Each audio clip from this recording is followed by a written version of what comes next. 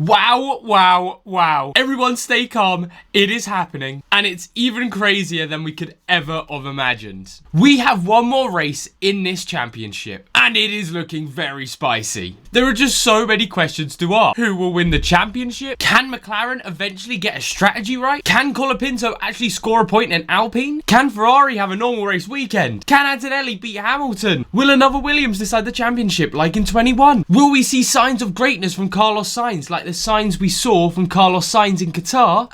There's just too many questions to ask. Well, let's go through everything that you will need to know for the Abu Dhabi Grand Prix 2025. So as per usual with these videos, let's first start off with the news / rumours this weekend, because there are quite a few big rumours. I mean, I don't even know why I'm calling it a rumour, because we'll start off with it first. It will come out eventually this week. We're all just waiting on when it will happen. That Yuki Tsunoda will be dropped by Red Bull. Comments he's made in Qatar, with comments that Hadjar has made, it very much looks like Yuki Tsunoda will be dropped from Red Bull and won't even be going back to the Racing Bulls, and Hadjar will be taking his spot there, and then eventually we'll find out that it will be Lawson and Arvid Lindblad coming into that Racing Bull seat. I mean, Lawson's already there, but Lindblad will be coming in.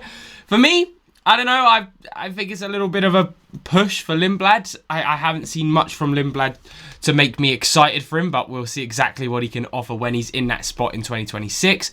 But as per usual, I'm just feel so bad for Yuki Tsunoda, because if Red Bull did it the right way, I could have seen this happening so differently, where they maybe would have dropped Yuki Tsunoda and then replaced him with Lawson in that Red Bull.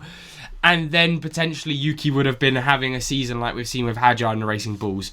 It's a shame that it's gone down like this, but it wasn't a good season from Yuki Tsunoda, and very much does look like now. I'd be surprised if when I'm not editing this, it comes out that Yuki's been dropped, but keep an eye on that, everyone, because it's coming out very soon. Then, actually heading into this race weekend, keep an eye on FP1, because we actually still have Oscar Piastri, who needs to sit out of an FP1 session to give way for a development driver. And this is huge for the championship, and apparently it was Oscar Piastri that was the one who wanted this to happen, to put it at the end of the season. So let's see what he can do when he doesn't have that car setup done in FP1. Hopefully, in FP2 and FP3, it doesn't affect him that much, but I think in a championship fight like this, you need every little push you can get, so surely this cannot help him. Then heading over into F2, we have Fornaroli, who has actually won the Formula 2 title now. We still actually have one race to go in Abu Dhabi, but Fornaroli has locked it down. Congratulations to him.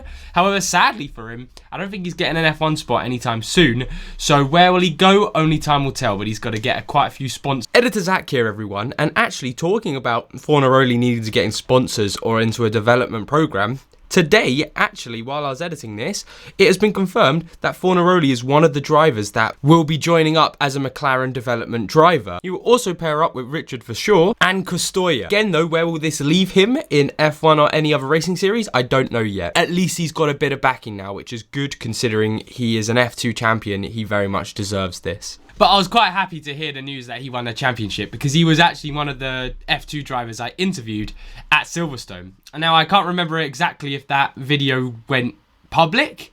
I can't remember exactly, but I did have a few words with him. And he was a really nice guy, so I'm very excited to see him doing well in his motorsport career. And in other news, Ferrari man states the obvious. Fun fact, actually, about Ferrari. Well, not so fun fact if you're a Ferrari fan.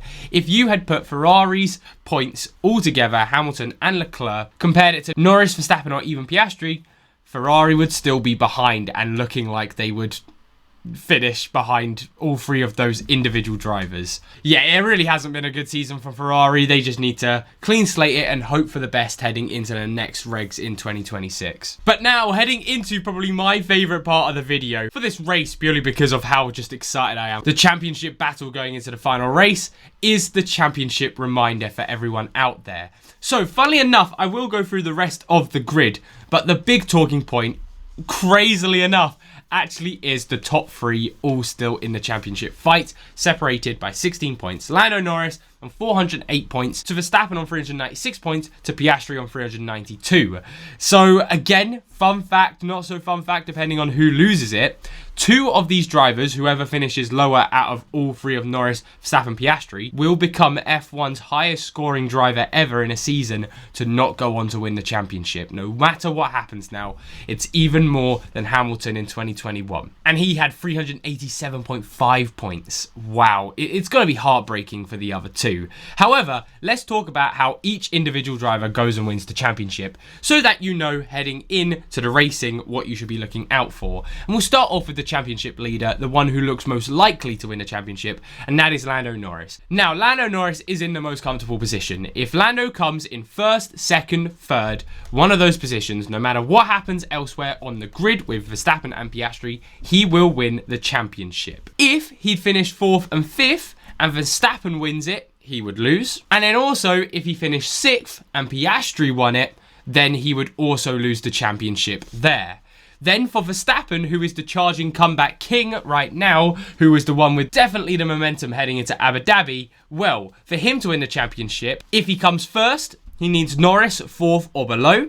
If he comes second, he needs Norris 8th or below and Piastri 2nd or below. If he comes third, he needs Norris 9th or below and Piastri again 2nd or below. And then if he comes 4th in Abu Dhabi or lower, he physically cannot win the championship no matter what happens, as he would lose on maximum countback of second places, as they would end up with Norris and Verstappen on 7 wins both together, but Norris having more second places. That would absolutely be gut-wrenching for him. And then finally with Piastri, the most audacious one to get the championship. Sadly, McLaren's forgotten son. It's such a shame. He was heartbroken in Qatar. He still does have a chance. It's just look at this. It really does look fleeting. If Piastri wins, he needs Norris 6th or below and Verstappen 2nd or below. And then if he comes second, he needs Norris 10th or below, Verstappen 4th or below. It really doesn't look like it's going to happen to Piastri. Basically, Piastri needs both Norris and Verstappen to crash into each other for him to have a chance this season.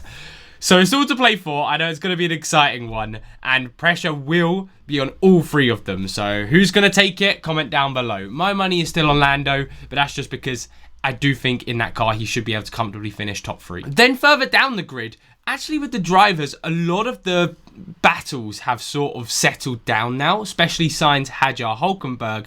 And the real big one that we still need to keep an eye on is Hamilton versus Antonelli. Hamilton, struggling to get out of Q1, has really made Antonelli catch up, and Antonelli's only 2 points behind him. My money is on Antonelli taking that 6th place in the championship and Hamilton finishing 7th in the standings. Absolute dreadful season for Ferrari. I've already spoke about this, but Antonelli looks in prime position to get that 6th spot. Will be such a brilliant season from Antonelli. What a turnaround it would be, considering that middle part of the season was so dreadful for him. Then heading into the Constructors, and we still have technically a battle for 2nd place in the Constructors Championship. However, Mercedes have it in the bag. Considering they are 36 points ahead of Red Bull, Verstappen would need to win the race and Yuki Tsunoda would need to be top 4. As you can tell, that's not going to happen. And that's without Mercedes scoring any points. So Mercedes, I can even say this now, congratulations on 2nd place in the Constructors. Red Bull will finish 3rd and Ferrari 4th as well. Ferrari are just so far behind now. So sadly for Ferrari, it's going to be the worst season for them in this regulation. And then finally, say it with me everyone, Alpine are still wank. However, Gasly in that Alpine, he's not so bad. He got so unlucky not to score points in Qatar. So I'll give him a little bit of a break. But Colapinto and Alpine, what the hell are you guys doing?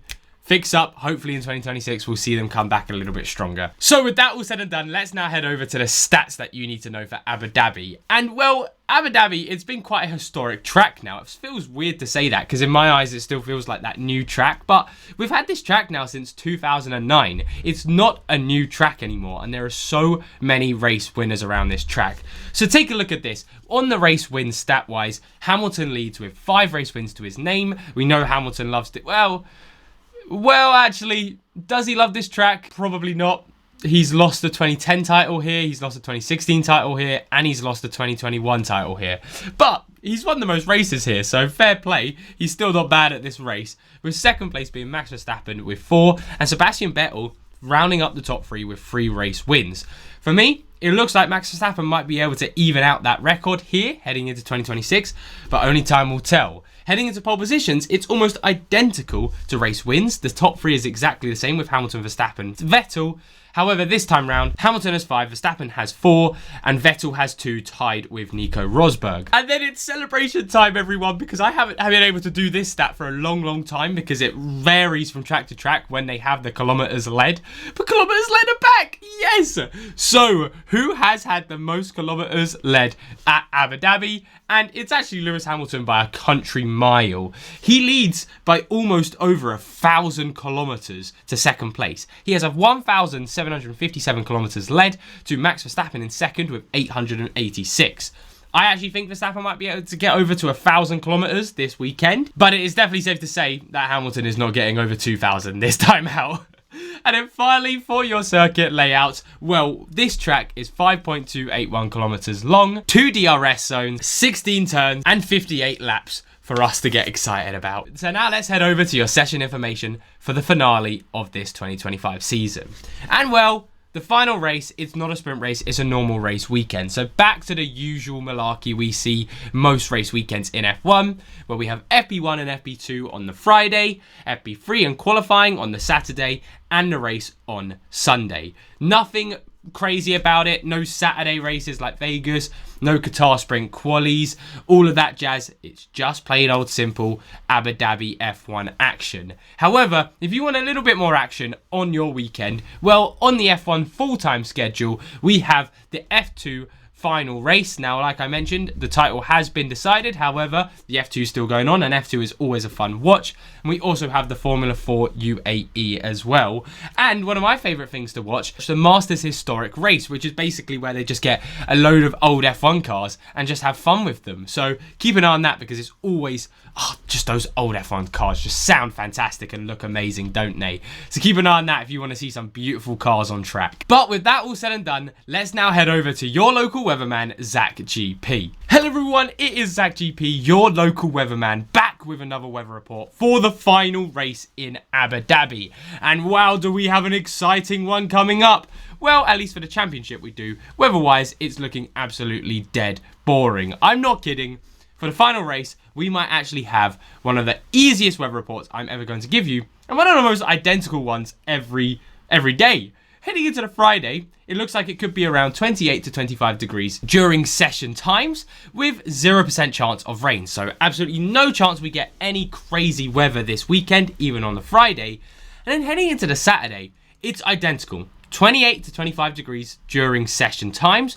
Again, 0% chance of rain. But this is where I fret everyone, because heading into the Sunday, it is looking like 28 to 25 degrees Celsius during session times. Oh my god, so different. With 10% chance of coverage of rain. Everyone get ready for some torrential rain because, wow, that is going to get bad. Of course, 10% is absolutely nothing. Every day looks exactly the same, which, you know what? For F1 fantasy-wise, looks pretty good because now we can actually see from FE1, 2 and 3, those session temperatures and all of that jazz will actually be what we'll see in qualifying and the race, which makes it a lot easier to understand where all the cars are. But weather-wise, that is about it. It is a very easy one to do this race weekend. I doubt I'll have any updates in the comments down below, but I'll still put down on maybe Thursday or Friday if anything has changed. But anyway, with that all said and done, back to you in the studio. Thank you very much, Weatherman, and it is now that time of the video where we head over to Zach GP's best internet predictions. Well, what does that mean? Well, as you all know, I get all of my predictions right, and actually in Qatar, I was completely off. It was not a great weekend for my predictions in Qatar. However, this time out in Abu Dhabi, I'm going to get them all right. Don't you worry, because look at these predictions right now. So straight into the first question on the predictions, and as per usual, it is what is the podium going to be for Abu Dhabi? And well, my podium, I have reasons for this podium. The first one is Max Verstappen will win the Abu Dhabi Grand Prix. I really do think he has the momentum. It looks like he'd be the one who would go for these big audacious moves. So for me, I think think Max is coming first, but then I think Lando in second, and there'll be a reason for it on the next slide, and Oscar Piastri third. I just don't think Oscar Piastri has it in him right now to get into the top 2, so it will be Verstappen and then Norris. Heading into question 2, who will take pole position? I've gone with Lando Norris. He got it here last season, and my thinking is that Lando will qualify first, Verstappen will dive it down the inside, take first place, win the race, with Norris just comfortably sitting in second place. Then in question 3, who will qualify the highest for the Grand Prix? Well, I've gone for Gabriel Bortoleto. First of all, because it gives me more points, and second of all, because it's been quite close between Hülkenberg and Bortoleto, so it really is a flip of a coin who gets it, so I'd just take the option with more points. How many teams will get into Q3? I have gone for 7, as there will be an Aston, a Racing Bulls, and a Williams, plus all of the top 4 teams will get in there as well. Who will set the fastest lap? For me, of course, it's between Verstappen and Norris, so I've just gone for the punt on Norris here. Fastest pit stop. Red Bull know how to deal with all this pressure. I don't think that pit stops will be affected and they'll be able to get the fastest, whereas I think McLaren will be playing it safe, going for those 2.5 to 3 second pit stops. Will there be a safety car in Abu Dhabi? I do not think so. It's Abu Dhabi. We do rarely get safety cars. Not a lot of crazy stuff happens. Who will finish ahead in the race? I've gone for Kimi Antonelli because Lewis Hamilton just hasn't been anywhere in the past few races, and that is the same for the standings.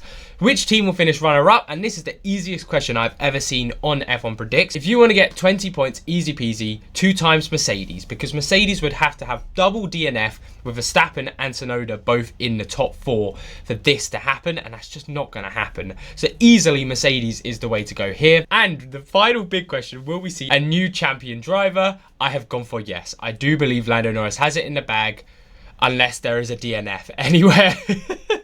But only time will tell. But those are my F1 predictions for the 2025 Abu Dhabi Grand Prix. So if you want to get involved, make sure to go over to F1 Predicts, and you can do these questions as well. And hey, let's see what does happen and what doesn't happen, because it's going to be a banger of a race. So that is it, everyone. That wraps up this everything that you need to know video for Abu Dhabi. Now make sure to like and subscribe, because this is the final everything you need to know of the season. I've just loved making these videos throughout the year, because I believe, if I'm correct, I didn't miss an everything you need to know this season. I might have, but I just always enjoy these videos because it gets me in the groove of it. It gets everyone to know what's going on with the news around F1, around the track. And I just bloody love it. And again, thank you all so much for the support on the channel. We've hit 3,300 subs last week, so thank you all for that. Bigger and better things are coming for the Zach GP channel, I can tell you that. Next year is going to be absolutely sensational. But as per usual, if any more news comes out, like special liveries, any updates to penalties or, you know, more FP1 outings, I will tell you down below in the comments once this video has been published. Same with weather reports if anything changes, although I don't think that will change much. It's Abu Dhabi. But again, like and subscribe if you enjoyed this video, and I'll see you all very soon. Take care, everyone, and enjoy the finale.